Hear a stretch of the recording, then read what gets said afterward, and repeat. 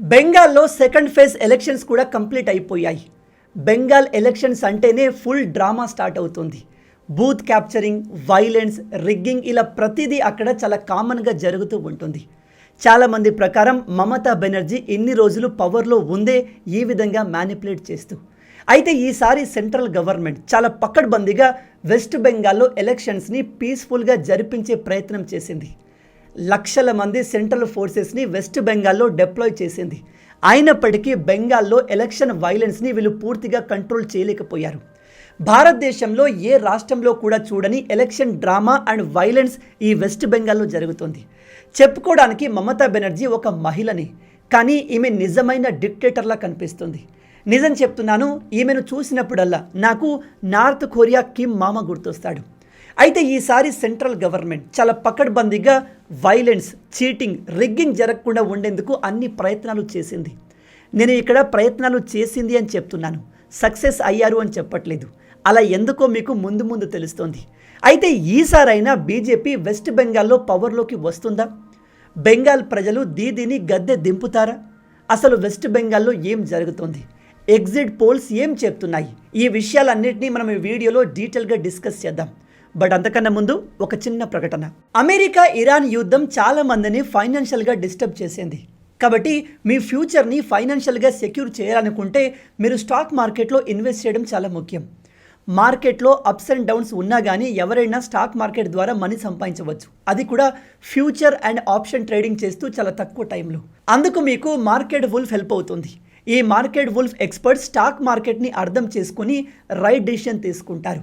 And ఇది ఒక SEBI register app. Best part ఏంటంటే మీరు కేవలం 99 రూపీస్ లైఫ్ టైం ఫీతో ట్రేడింగ్ స్టార్ట్ చేయవచ్చు.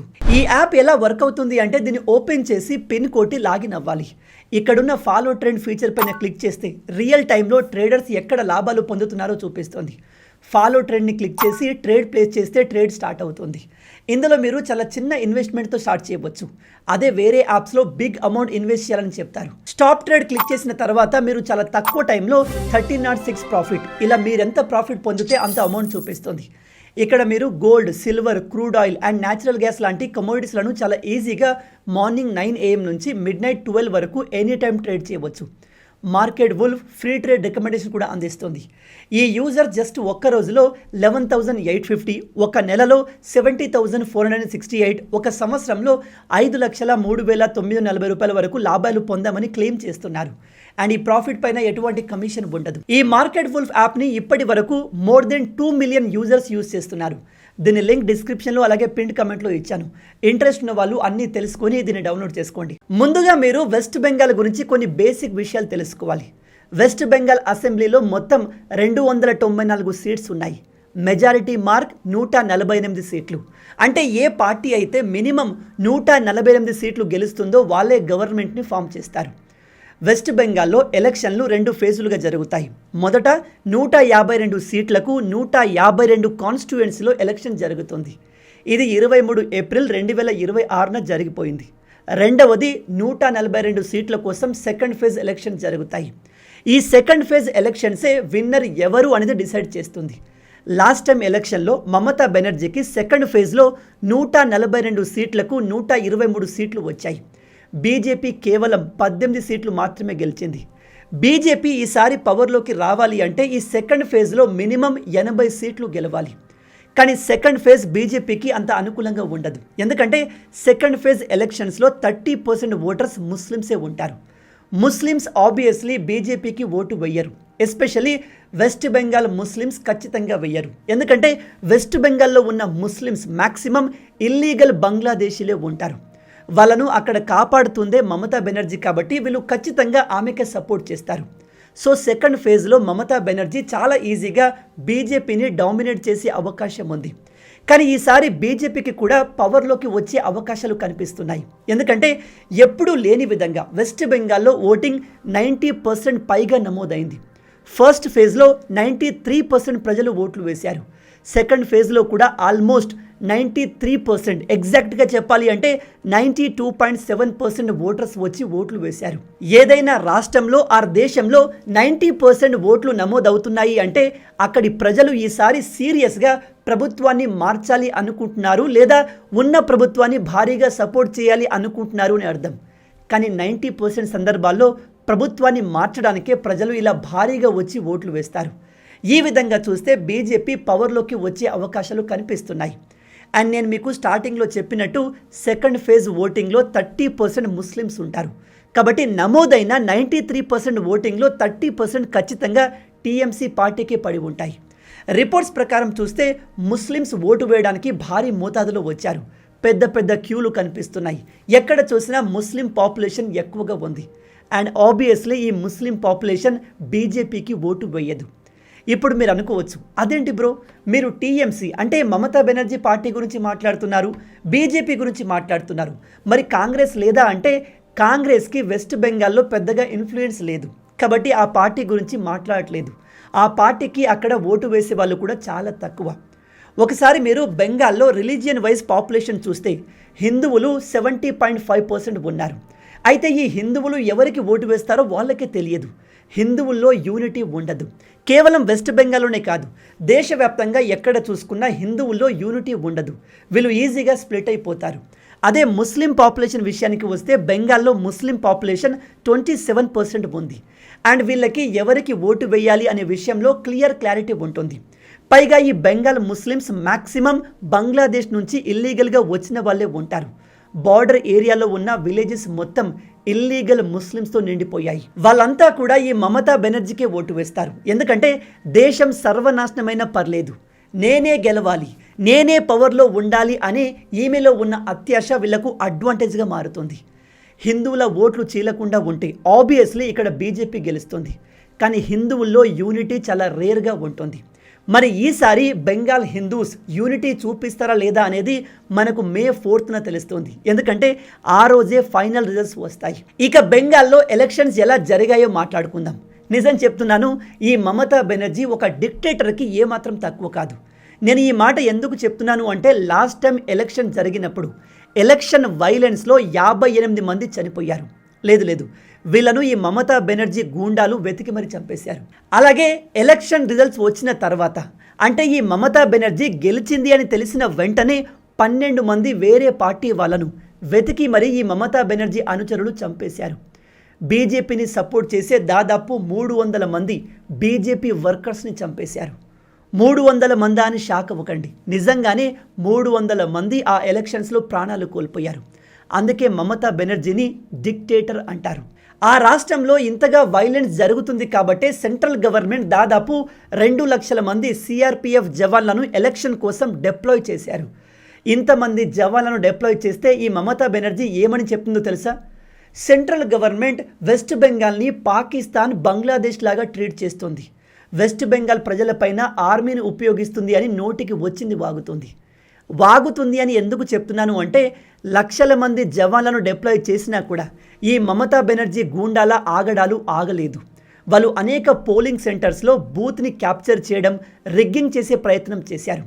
ఇక్కడ వీడియోలో చూడండి, ఒక పోలింగ్ సెంటర్లో ఈవీఎం మీద బీజేపీకి ఓటు వేసే ఆప్షన్ దగ్గర ఒక ప్లాస్టర్ వేసేశారు. అంటే ఎవరు కూడా బీజేపీకి ఓటు వేయకుండా చేశారు. ఎంత దారుణమో చూడండి. చుట్టూ అధికారులు కూర్చుని ఉన్నారు, కానీ ఈవీఎం మిషన్ పైన మాత్రం బీజేపీకి ఓటు వేయకుండా ప్లాస్టర్ వేసేశారు. ఈ మమతా బెనర్జీ నుంచి అక్కడి గూండాలకు ఎంత సపోర్ట్ ఉంటే ఇలా చేస్తారు? ఇలా ఒక్క బూత్ దొరికింది, దొరకని బూతులు ఇంకా ఎన్ని ఉన్నాయో ఎవరికి తెలుసు. లోకల్ లెవెల్లో ఇలాంటి చిల్లర గూండాయిజం చేస్తూ మమతా బెనర్జీ ఏమాత్రం లేకుండా సెంట్రల్ గవర్నమెంట్ని, సెంట్రల్ ఫోర్సెస్ని మీరు మా రాష్ట్రంలోకి వచ్చి సరిగా ఎలక్షన్ జరగనివ్వట్లేదు, మీరు బీజేపీకి సపోర్ట్గా పనిచేస్తున్నారు అంటూ నిందిస్తుంది. ఈ మమతా బెనర్జీకి అల్లుడు ఉన్నాడు, అతని పేరు అభిషేక్ బెనర్జీ. ఇతను చాలా ఓపెన్గా బీజేపీకి సపోర్ట్ చేసే వాళ్ళకి మే 4 తర్వాత అంటే రిజల్ట్స్ వచ్చిన తర్వాత సెంట్రల్ నుంచి వచ్చి ఎవడు కాపాడతాడో చూస్తాను అంటూ బెదిరిస్తున్నాడు. ఓట్లు వేసే ప్రజల్ని ఈ విధంగా ఓపెన్గా బెదిరిస్తుంటే మమతా బెనర్జీని, ఈ అభిషేక్ బెనర్జీని డిక్టేటర్లు అనకపోతే ఇంకేమంటారు? ఇంత జరుగుతున్న ఈ వెస్ట్ బెంగాల్ గురించి లెఫ్ట్ గాళ్ళు ఏమీ మాట్లాడరు. ఆ జర్మనీలో ఉన్న కుక్క అయితే వీలైతే సపోర్ట్ చేస్తుంది, కానీ వీళ్ళు చేస్తున్న అకృత్యాల గురించి ఏమాత్రం మాట్లాడదు. నేను మళ్ళీ చెప్తున్నాను, వెస్ట్ బెంగాల్లో ఎలక్షన్స్ ప్రాపర్గా జరగడానికి 2 లక్షల మంది సెంట్రల్ ఫోర్సెస్ని డిప్లాయ్ చేసినా కూడా ఇలా ఈవీఎంల పైన బీజేపీకి ఓటు వేయకుండా ప్లాస్టర్లు స్టిక్కర్లు వేశారు అంటే వీళ్ళు లాస్ట్ టైం ఈ సెంట్రల్ ఫోర్సెస్ లేనప్పుడు ఏం చేసి ఉంటారు? బీజేపీకి సపోర్ట్ చేసే ప్రజల్ని ఎంతగా హింసించి ఉంటారు? అందుకే కదా ఈ చిల్లరగాళ్ళు లాస్ట్ టైం వీళ్లకు అగెన్స్ట్గా మాట్లాడిన దాదాపు 400 మందిని అంతం చేశారు. 400 మందిని అంతం చేయడం అంటే ఈ Mamata Banerjee north Korea Kim మామకు ఏమాత్రం తక్కువ కాదు. వీళ్ళు ఈ విధంగా చీటింగ్ చేసే ఇన్ని రోజులు పవర్లో ఉన్నారు. ఈసారైనా వెస్ట్ బెంగాల్కి ఫ్రీడమ్ వస్తుందో లేదో చూడాలి. అక్కడితోనే అయిపోలేదు. ఇంకో వీడియోలో అయితే west Bengal police officer vote వేయడానికి వచ్చిన ప్రజలకి టీఎంసీకి ఓటు వేయండి అని బెదిరిస్తున్నాడు. আপনার অভিযোগ করছে ভোটাররা আপনি টিএমসি কে ভোট দিতে বলছেন, আপনি টিএমসি কে ভোট দিতে বলছেন কেন? এখানে দাঁড়িয়ে টিএমসি কে ভোট দিতে বলছেন কেন? మీకు ఒక ఇంట్రెస్టింగ్ విషయం చెప్పనా? జనరల్గా మన దేశంలో ఉన్న ఇతర రాష్ట్రాల్లో పోలీసులు ఏదైనా ఒక పొలిటికల్ పార్టీకి కాస్త బయాస్డ్గా ఉంటారు. కానీ వెస్ట్ బెంగాల్లో పోలీసులు బయాస్డ్ కాదు, ఒక పార్టీ క్యాడర్లో వ్యక్తులాగా పనిచేస్తున్నారు. ఇక్కడ కనిపిస్తున్న ఈ చిల్లరగాడు ప్రజలకి టీఎంసీ పార్టీకి ఓటు వేయమని బెదిరిస్తున్నాడు. అందుకే బీజేపీ నాయకులు వీడిని పట్టి నిలదీస్తే అక్కడి నుంచి పారిపోయాడు. వీడి యూనిఫామ్ పైన వీడి పేరుకు సంబంధించిన బ్యాడ్జి కూడా లేదు. సో ఈ విధంగా మమతా బెనర్జీ పోలీసులను కొనుక్కొని వెస్ట్ బెంగాల్ని సర్వనాశనం చేస్తూ బంగ్లాదేశ్ లాగా మారుస్తుంది. ఈమెకు దేశం ఎలా సర్వనాశనం అయిపోయినా పర్లేదు, కానీ బెంగాల్లో తానే పవర్లో ఉండాలి. తను పవర్లో ఉండడం కోసం ఆ రాష్ట్రాన్ని బంగ్లాదేశ్గా మార్చడానికి కూడా వెనకాడదు. నేను ఈ మాట ఊరికే చెప్పట్లేదు. ఇప్పుడు వెస్ట్ బెంగాల్లో మమతా బెనర్జీ ఓడిపోయే అవకాశాలు కనిపిస్తున్నాయి. అందు గురించి బంగ్లాదేశ్ పార్లమెంట్లో ఒక ఎంపీ నిలబడి వెస్ట్ బెంగాల్ ఎలక్షన్లో మమతా బెనర్జీ ఓడిపోయేలా కనిపిస్తుంది, ఇది మనం వర్రీ అవ్వాల్సిన విషయం అని చెప్తున్నాడు. బంగ్లాదేశ్లో ఉన్న ఒక చిల్లరగాడికి, అఫ్కోర్స్ వీడు అక్కడి ఎంపీ కావచ్చు, కానీ మన దేశంలో జరిగే ఎలక్షన్ గురించి వీళ్ళు ఎందుకు వర్రీ అవుతున్నారు? వీడు ఓపెన్గా అక్కడి పార్లమెంట్లో చెప్తున్నాడు, ఒకవేళ వెస్ట్ బెంగాల్లో బీజేపీ గవర్నమెంట్ వస్తే అక్కడ ఉన్న ఇల్లీగల్ ఇమిగ్రెంట్స్ అందరినీ తిరిగి బంగ్లాదేశ్లోకి తరిమేస్తారు అని. ఈ విషయంలో వీళ్ళు భయపడుతున్నారు. అంటే బంగ్లాదేశ్ కూడా ఇక్కడ క్లియర్ ఎజెండాతో ఉంది. వాళ్ళ దేశంలో ఉన్న చెత్త మొత్తాన్ని, అంటే అక్కడి రాడికల్ ముస్లిమ్స్ని వెస్ట్ బెంగాల్ ద్వారా ఇండియాలోకి పుష్ చేసి మన దేశాన్ని నాశనం చేసే ప్లాన్లో వీళ్ళు ఉండవచ్చు. ఎందుకంటే ఇప్పుడు యూరప్లో వెస్టర్న్ దేశాల్లో అదే జరుగుతుంది. ఒకసారి మీరే ఆలోచించండి, 2 లక్షల మంది అడిషనల్ ఫోర్సెస్ని సెంట్రల్ డిప్లాయ్ చేసిన వెస్ట్ బెంగాల్ ఎలక్షన్ వైలెన్స్ని మనం పూర్తిగా ఆపలేకపోయాము అంటే అసలైన గూండా రాజ్యం ఉత్తరప్రదేశ్లో కాదు, వెస్ట్ బెంగాల్లో నడుస్తుంది. ఇదంతా జరుగుతున్నప్పటికీ మమతా బెనర్జీ అల్లుడు అభిషేక్ బెనర్జీ ఎలా సిగ్గు లేకుండా మాట్లాడుతున్నాడో చూడండి. వీడు చెప్తున్నాడు, సెంట్రల్ గవర్నమెంట్ రఫైల్ ఫైటర్ జెట్లను నేవీని డిప్లాయ్ చేయడం తప్ప మిగతా అంతా చేసింది. సెంట్రల్ గవర్నమెంట్ బంగ్లాదేశ్ అండ్ పాకిస్తాన్ని ట్రీట్ చేసినట్టుగా బెంగాల్ ప్రజల్ని ట్రీట్ చేస్తుంది అని చెప్తున్నాడు. जो चीज आपको बांग्लादेश और पाकिस्तान के खिलाफ करना चाहिए वो आप बंगाल के लोगों के खिलाफ कर रहे हो और हमें बांग्लादेशी बुलाते हो. तो जो भय और भरोसा की बात करता है, भय వీడికి అర్థం కాని విషయం ఏమిటంటే ఈ సెంట్రల్ ఫోర్సెస్ వీడికి వీడి గూండాలకు అగెన్స్ట్, కానీ అక్కడి ప్రజలకు కాదు. మరి ఈ విషయాన్ని అక్కడి లోకల్ ప్రజలు ఎస్పెషల్లీ హిందువులు రియలైజ్ అవుతున్నారా లేదా అనేది పెద్ద ప్రశ్న. ఒకవేళ హిందువులంతా ఏకమైనప్పటికీ ఇలా ఓటింగ్ బూత్ని క్యాప్చర్ చేసి ఈవీఎంల పైన స్టిక్కర్లు పెడుతుంటే వేరే పార్టీలు బీజేపీ ఎలా గెలుస్తుంది చెప్పండి? ఇలా ఒక బూత్ మాత్రమే దొరికింది. ఇలాంటి ఇంకా ఎన్ని బూతుల్లో ఈ మమతా బెనర్జీ చెంచాగాళ్ళు గూండాలు ఇలాంటి పని చేస్తున్నారో ఎవరికి తెలియదు. పైగా అక్కడి పోలీసులు కూడా ఈ మమతా బెనర్జీ చెప్పు చేతుల్లో ఉంటారు. పాపం వాళ్లకు వేరే ఆప్షన్ కూడా లేదు. రేపు ఈమె గెలిస్తే సెంట్రల్ ఫోర్సెస్ ఖచ్చితంగా వెనక్కి వెళ్ళిపోతాయి. మమతా బెనర్జీకి అగెన్స్ట్గా మాట్లాడిన పోలీసుల సంగతి ఏంటి? పోలీసులే భయపడుతున్నప్పుడు ఇక సాధారణ ప్రజల పరిస్థితి ఏంటి? అందుకే కదా లాస్ట్ టైం ఎలక్షన్లో 100 మందిని వీళ్ళు చంపేశారు. ఇక ఎగ్జిట్ పోల్స్ బెంగాల్ ఎలక్షన్ గురించి ఏం చెప్తున్నాయి అంటే ఈసారి బీజేపీకి టీఎంసీకి మధ్య ఒక టఫ్ ఫైట్ జరగబోతుంది, అందులో డౌటే లేదు. ఎవరు గెలుస్తారు అనేది ఎగ్జాక్ట్గా చెప్పలేము. బట్ స్టిల్ కొన్ని ఫేమస్ అండ్ ఇంతకు ముందు యాక్యురేట్గా ప్రిడిక్ట్ చేసిన ఎగ్జిట్ పోల్స్ డేటాని చూపిస్తాను. Number 1 axis my India. ఇది ఇండియా టుడేకి చెందిన సంస్థ. అయితే వీళ్ళు ఈసారి వెస్ట్ బెంగాల్ ఎగ్జిట్ పోల్స్ గురించి ఏమీ మాట్లాడట్లేదు. అలా ఎందుకు అని అడిగితే, మేము లోకల్ లెవెల్లో మా ఏజెంట్లను పంపిస్తే రూరల్ ఏరియాలో ప్రజలు అసలు ఎలక్షన్ గురించి మాట్లాడడానికి ఒప్పుకోవట్లేదు. వాళ్ళు ఎవరికి ఓటు వేశారో చెప్పట్లేదు. దాదాపు 60% ప్రజలు సైలెంట్గా ఉన్నారు అని చెప్తున్నారు. అందుకే వీళ్ళు ఈసారి బెంగాల్ ఎలక్షన్ గురించిన ఎటువంటి ఎగ్జిట్ పోల్స్ని రిలీజ్ చేయలేదు. అయితే 60% లోకల్ బెంగాల్ ప్రజలు ఎవరికి ఓటు వేశారో చెప్పట్లేదు అంటే బీజేపీ గట్టి పోటీ ఇస్తుంది అని అర్థం. ఎందుకంటే వాళ్ళు టీఎంసీకి ఓటు వేసి ఉంటే ధైర్యంగా బయట చెప్పేవాళ్ళు. సో అక్కడ మనం బీజేపీ డామినెన్స్ ఉంది అని అర్థం చేసుకోవచ్చు. ఇక రెండవది టుడేస్ చాణక్య. వీళ్ళు బీజేపీ మొత్తం సీట్స్లో 190 కన్నా ఎక్కువ సీట్స్ గెలుస్తుంది. ఈసారి బెంగాల్లో పవర్లోకి వచ్చేది బీజేపీ అని చెప్తున్నారు. భారీ మెజారిటీతో గెలుస్తుంది అని చెప్తున్నారు. ఒకవేళ అదే జరిగితే బెంగాల్ హిస్టరీ మారిపోతుంది. అక్కడ ఉన్న ఇల్లీగల్ ఇమిగ్రెంట్స్ని బీజేపీ ప్రభుత్వం ఖచ్చితంగా తిరిగి బంగ్లాదేశ్కి తరిమి కొడుతుంది. ఆ తర్వాత పోల్ స్ట్రాట్ అనే సంస్థ కూడా బీజేపీ 175 సీట్ల వరకు గెలుస్తుంది అని చెప్తుంది. ఆ తర్వాత టీవీ9కి చెందిన ఎగ్జిట్ పోల్ మ్యాట్రైస్ కూడా బీజేపీ 160 సీట్లు గెలుస్తుంది అని చెప్తుంది. కేవలం ఒకటి పీపుల్స్ పల్స్ అనే ఇండియా టీవీకి చెందిన ఎగ్జిట్ పోల్ మాత్రమే టీఎంసీ గెలుస్తుంది అని చెప్తున్నాయి. మరి ఏమవుతుందో మనం వేచి చూడాలి.